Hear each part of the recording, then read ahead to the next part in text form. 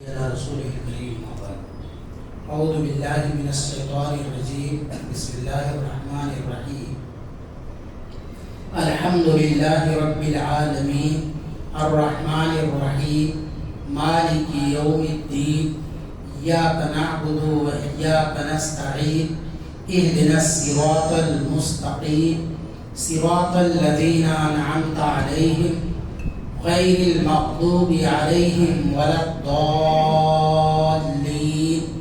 آمین۔ معزز سامعین کرام، اسلامی ماں اور بہنوں، قرآن مجید یہ اللہ تعالیٰ کی آسمانی کتابوں میں سے آخری کتاب ہے۔ پچھلی تمام کتابوں کے لیے ناسخ ہے، یعنی اللہ تعالیٰ کی عبادت کے جو طریقے پچھلی کتابوں میں بتائے گئے تھے وہ سب طریقے منسوخ ہو گئے ہیں۔ اب اللہ کی عبادت اسی طریقے سے کی جائے تو قبول ہوگی جو طریقہ قرآن مجید نے بیان کیا ہے۔ قرآن مجید یہ وہ کتاب ہے کہ جو ہر طرح کی تحریف سے، تبدیلی سے بالکل محفوظ ہے۔ جس طرح قرآن مجید کا نزول ہوا تھا آج بھی وہ اسی طرح تر و تازہ ہے۔ اللہ تعالیٰ نے اس کی حفاظت کی ذمہ داری لی ہے۔ ارشاد فرمایا اِنَّا نَحْنُ نَزَّلْنَا الذِّكْرَ وَإِنَّا لَهُ لَحَافِظُونَ، کہ اس ذکر کو ہم نے ہی اتارا ہے اور ہم ہی اس کی حفاظت کرنے والے ہیں۔ پچھلی کتابوں میں سے کسی کتاب کی اللہ تعالیٰ نے حفاظت کی ذمہ داری نہیں لی تھی۔ اہل علم نے یہ نقطہ بیان کیا ہے کہ اسی وجہ سے لوگوں کو اس میں تبدیلی کرنے کی جسارت ہوئی اور لوگوں نے اس میں تحریف کی، تبدیلی کی، اور یہ کتاب اللہ نے اس کی حفاظت کی خود ذمہ داری لی، اس لیے آج تک اس میں کسی طرح کی کوئی تبدیلی نہیں کی جا سکتی۔ اور اس کی حفاظت کی واضح دلیل یہ ہے کہ اگر ایک زبر یا زیر کا بھی فرق کر دیا جائے تو امت کے بچے بھی بتا دیتے ہیں کہ اس میں فرق کیا گیا ہے، اس میں تبدیلی کی گئی ہے۔ یہ اللہ تعالیٰ کی حفاظت کی نشانی اور دلیل ہے۔ اسی قرآن مجید کی مصحف میں جو ترتیب ہے قرآن مجید کی، اس ترتیب کے اعتبار سے سب سے پہلی سورہ سورۃ الفاتحہ ہے۔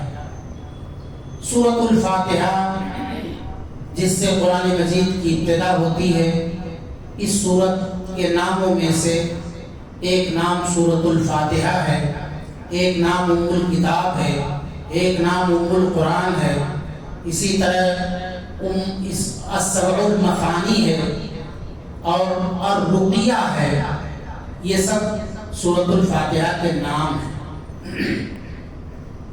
سورۃ الفاتحہ کی فضیلت میں آپ صلی اللہ علیہ وسلم نے ارشاد فرمایا کہ ایسی سورت جو مجھ پر اتاری گئی ہے نہ تورات میں ہے، نہ انجیل میں ہے، نہ کسی اور کتاب میں ہے، جو قرآن مجید میں سورۃ الفاتحہ کے نام سے مجھ پر نازل کی گئی۔ سورۃ الفاتحہ کی اہمیت اتنی زیادہ ہے کہ کوئی بھی نماز، فرض نمازوں کے ساتھ، نفل نمازوں کے ساتھ، جنازے تک کی نماز میں اگر سورۃ الفاتحہ نہ پڑھی جائے تو نماز درست ہی نہیں ہوگی، نماز ہی نہیں ہوگی، سرے سے نماز ہوگی ہی نہیں۔ ایسا ہے کہ کامل نہیں ہوگی، سرے سے نماز ہوگی ہی نہیں۔ آپ نے فرمایا لا صلاۃ لمن لم یقرأ بفاتحۃ الکتاب، جس نے سورۃ الفاتحہ نہیں پڑھی اس کی نماز ہی نہیں ہوئی۔ امام بخاری رحمہ اللہ نے صحیح بخاری میں یہ باب باندھا ہے کہ سورۃ الفاتحہ امام کے لیے، مقتدی کے لیے، فرض پڑھنے والے کے لیے، نفل پڑھنے والے کے لیے، جماعت کے ساتھ امام کے پیچھے پڑھنے والے کے لیے، اور تنہا اور اکیلے پڑھنے والے کے لیے، سب کے لیے پڑھنا لازم ہے، فرض ہے۔ تو معلوم ہوا کہ کوئی آدمی امام ہو یا مقتدی ہو، اکیلے پڑھ رہا ہو، جماعت سے پڑھ رہا ہو، امام کے پیچھے پڑھ رہا ہو، اسے سورۃ الفاتحہ پڑھنا لازم ہے۔ آپ صلی اللہ علیہ وسلم نے فجر کی نماز پڑھائی، آپ کے پیچھے آپ قرأت کر رہے تھے، پیچھے صحابہ بھی کچھ صحابہ پڑھ رہے تھے۔ سلام پھیرنے کے بعد آپ نے پوچھا کیا تم لوگ میرے پیچھے کچھ پڑھ رہے تھے؟ کہا ہاں پڑھ رہے تھے۔ آپ نے فرمایا تبھی تو میں محسوس کر رہا تھا، ایسا لگ رہا تھا کہ مجھ سے قرآن چھینا جا رہا ہے، مجھ سے قرآن چھینا جا رہا ہے۔ اب ایسا نہیں تھا، سوائے سورۃ الفاتحہ کے میرے پیچھے کچھ نہیں پڑھنا۔ ابو ہریرہ رضی اللہ تعالیٰ عنہ بیان فرماتے ہیں، حضرت ابو ہریرہ رضی اللہ تعالیٰ عنہ سے لوگوں نے پوچھا کہ ہم امام کے پیچھے نماز پڑھتے ہیں تو ہم کیا کریں، کیا ہم اس وقت بھی پڑھیں؟ تو حضرت ابو ہریرہ رضی اللہ تعالیٰ عنہ نے فرمایا کہ صرف سورہ فاتحہ پڑھو اور اقرا بہا فی نفسک، اپنے دل میں پڑھ لیا کرو، یعنی آہستہ آہستہ پڑھو، جیسے امام بلند آواز سے جہر سے پڑھتا ہے اس طرح تم جہر سے نہ پڑھو بلکہ آہستہ پڑھ لیا کرو۔ تو اس سے سورۃ الفاتحہ کی اہمیت معلوم ہوتی ہے۔ سورۃ الفاتحہ اس میں اللہ تعالی سے مانگنے کے آداب بتائے گئے ہیں۔ کہا جاتا ہے کہ اگر مانگنے والے کو مانگنے کا سلیقہ نہ آئے تو دینے والے کے داتا ہونے کے باوجود محرومی کا اندیشہ رہتا ہے۔ دینے والا بہت سخی ہے، داتا ہے، لیکن سلیقے سے اس سے مانگا نہیں گیا تو بھی اندیشہ رہتا ہے کہ مانگنے والا محروم ہو جائے۔ تو اللہ تعالیٰ نے اس صورت میں طلب کرنے کا، اللہ سے مانگنے کا ادب سکھایا ہے۔ فرمایا الحمدللہ رب العالمین، تمام تعریفیں اللہ رب العالمین کے لیے جو سارے جہانوں کا رب ہے۔ رب کا مطلب پیدا کرنے والا، پیدا کرنے کے بعد مخلوق کی تمام ضروریات جو اس کے لائق ہیں اس کے مطابق تمام ضروریات کی تکمیل کرنے والا ہے۔ مدبر، مالک، ساری چیزیں رب میں آ جاتی ہیں۔ تو سارے جہان کا رب ہے، اس کی ساری تعریفیں، جو بہت مہربان ہے، نہایت رحم والا ہے۔ اس کی رحمت کی کوئی مثال نہیں بیان کی جا سکتی۔ اس نے خود فرمایا کہ میری رحمت کے 100 حصے ہیں، جس میں سے ایک حصہ میں نے دنیا میں مخلوق کو دیا ہے۔ جب سے دنیا بنی ہے، جب تک دنیا رہے گی، تب تک ایک ماں اپنے بچے سے جو پیار کرتی ہے یہ اسی رحمت کا نتیجہ ہے۔ کتنی مائیں ہیں دنیا میں جو اپنے بچوں سے پیار کرتی ہیں، یہ اسی ایک حصے رحمت کا حصہ ملا ہے جو مائیں اپنے بچوں سے پیار کرتی ہیں۔ جو جانور چوپائے اپنے بچوں کو اپنی ٹانگ اور کھوب نہیں رکھتے، اپنا پیر اٹھا لیتے ہیں کہ کہیں بچے پہ اپنی ٹانگ اور کھوب پڑے گی تو بچہ مر جائے گا یا زخمی ہو جائے گا۔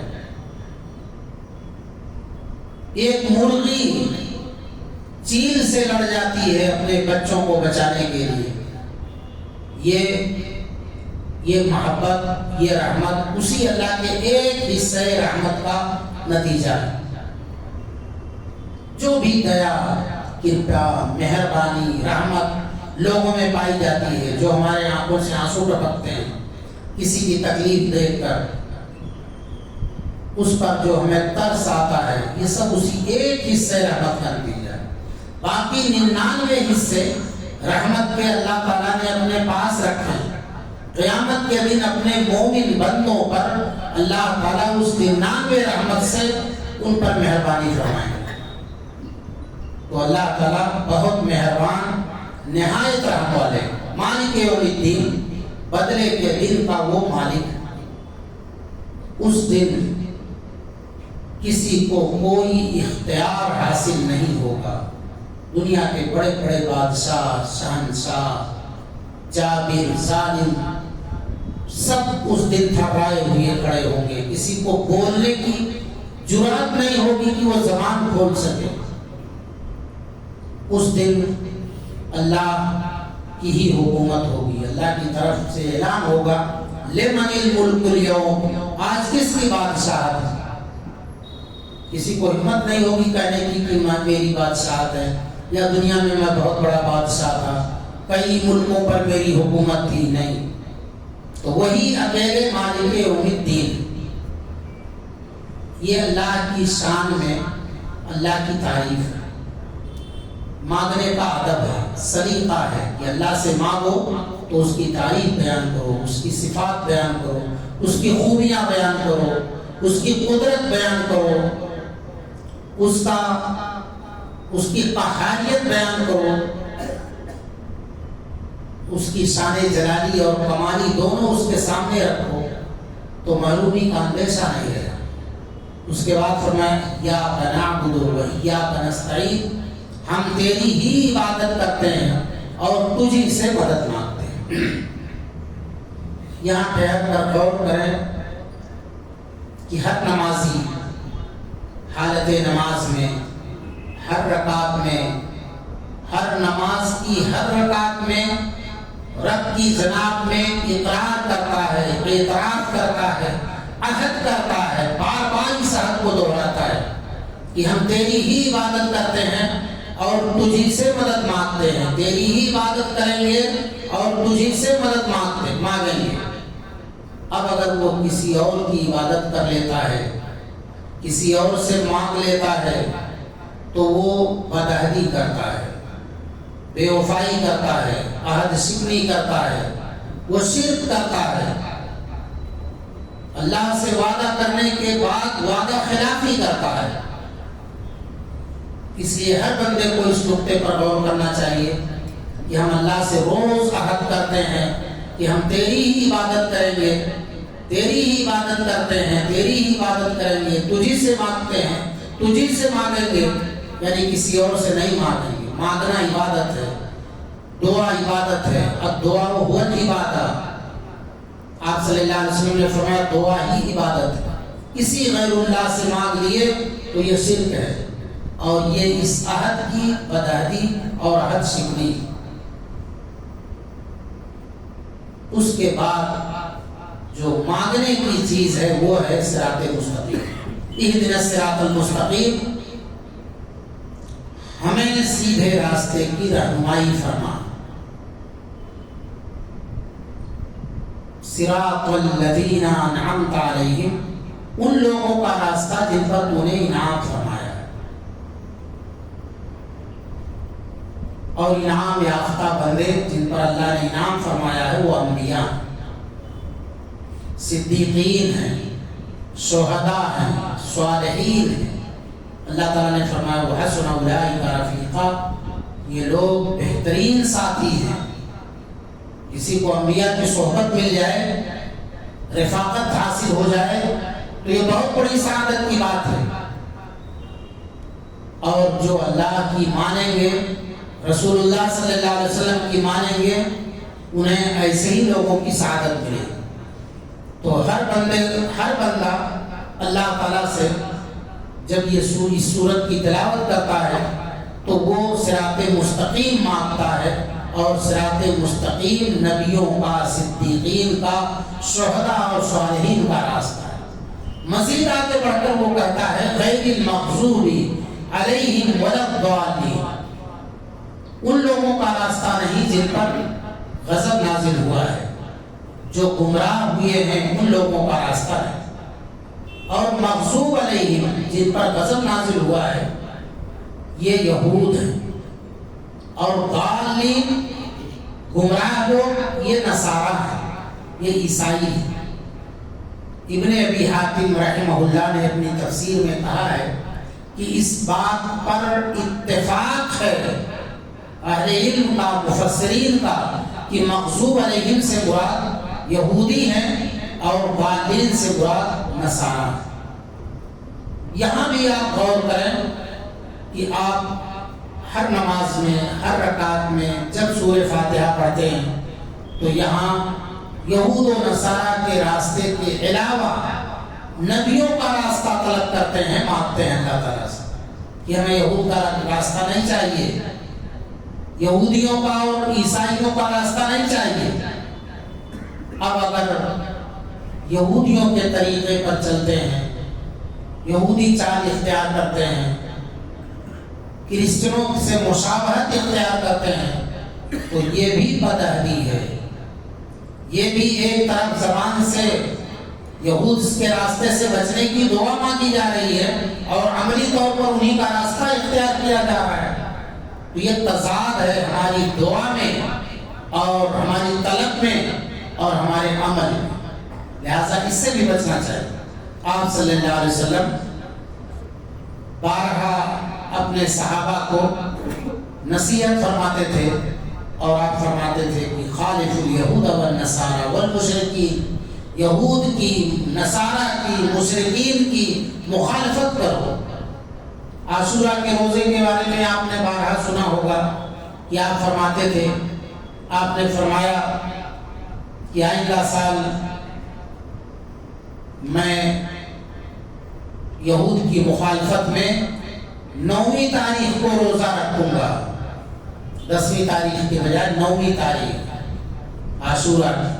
آپ نے یہود کی مخالفت میں روزہ جیسی عبادت کو ان کی موافقت میں نہیں بلکہ ان کی مخالفت، آپ نے فرمایا کہ ان کی مخالفت کروں گا، اور ان کی مخالفت کرو آپ نے فرمایا۔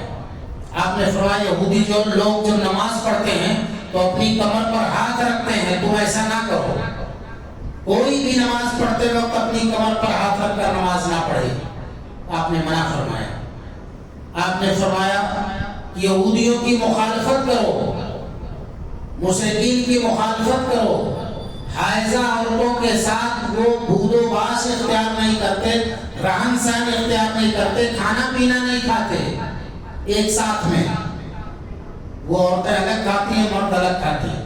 اپنے معاشرے میں بھی کبھی کہیں یہ بات سنی جاتی ہے کہ حائضہ عورتیں یہ اچار کا ڈبہ نہ چھوئیں نہیں تو اچار خراب ہو جائے گا۔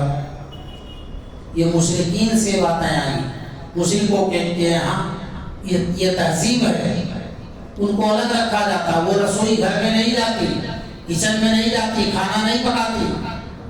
آپ صلی اللہ علیہ وسلم نے فرمایا کہ یہود کی مخالفت کرو، سوائے جماع کے سب ان سے جائز ہے، ان کے ساتھ کھانا پینا، اٹھنا بیٹھنا، ان کے ساتھ سونا سب جائز ہے۔ تو آپ بار بار ٹوکتے تھے۔ داڑھی مونچھ کے سلسلے میں آپ نے فرمایا مشرکین کی مخالفت کرو، اپنی مونچھیں پست رکھو، داڑھی کو معاف کر دو، یعنی داڑھی چھوڑ دو، داڑھی بڑھاؤ، چھوڑ دو ان کی عادت پر، مشرکین کی مخالفت کرو۔ تو آپ صلی اللہ علیہ وسلم غیروں کی مخالفت سے منع فرمایا۔ آپ صلی اللہ علیہ وسلم نے فرمایا من تشبہ بقوم فہو منہم، جس نے کسی قوم کی مشابہت اختیار کی وہ انہی میں سے ہے۔ تو ہم روز دعا مانگتے ہیں کہ اے اللہ ہمیں مغضوب علیہم کے راستے پر نہ چلا، عیسائیوں کے راستے پر، گمراہوں کے راستے پر نہ چلا۔ عیسائیوں کی گمراہی اور یہودیوں کی گمراہی، یہود جان بوجھ کر غلط راستہ اختیار کرتے ہیں۔ ان کی ایک بڑی غلطی قرآن میں بتائی گئی ہے کہ وہ نبی صلی اللہ علیہ وسلم کی صفات آپ کی خوبیاں، آپ کی پہچان جو ان کی کتاب میں بتائی گئی تھی اس پہچان کو چھپاتے تھے، وہ پہچان چھپاتے تھے۔ قرآن نے ان کے بارے میں فرمایا کہ یعرفونہ کما یعرفون ابناءہم، وہ نبی صلی اللہ علیہ وسلم کو ویسے ہی پہچانتے ہیں جیسے وہ اپنے بچوں کو پہچانتے ہیں۔ آدمی اپنے بچے کو بھری محفل میں پہچان لیتا ہے، تو کہا اسی طرح نبی صلی اللہ علیہ وسلم کو پہچانتے ہیں، آپ کی نشانیاں کتابوں میں پڑھتے ہیں لیکن چھپاتے ہیں۔ تو جان بوجھ کر علم رکھ کر وہ غلطی کرتے تھے، اور عیسائیوں کے یہاں بے علمی سے غلطیاں ہوتی تھی، اس لیے ان کو ضالین کہا گیا کہ یہ گمراہ لوگ۔ تو سورۃ الفاتحہ قرآن مجید کی ترتیب کے اعتبار سے، مصحف میں لکھاوٹ کی ترتیب کے اعتبار سے پہلی سورہ ہے، ہر نماز میں لازم ہے اور قرآن کی اہم ترین سورت ہے، لہذا ہر نماز میں اس کا اہتمام کریں۔ اور یہ رقیہ بھی ہے، اس میں اللہ تعالیٰ کے اذن و اجازت سے شفا کی تاثیر ہے۔ اللہ تعالیٰ اگر اجازت دے تو اس سے شفا مل سکتی ہے، اپنے اقربا پر، عزیز و اقارب پر، بیماروں پر پڑھ کر دم کر سکتے ہیں۔ اللہ تعالیٰ سے دعا ہے رب العالمین ہمیں قرآن مجید پر ایمان کے ساتھ اس کے احکام پر عمل کی توفیق عطا فرمائیں۔ اللہ تعالیٰ ہمارے عملوں کو قبول فرمائیں۔ آمین وآخر دعوانا۔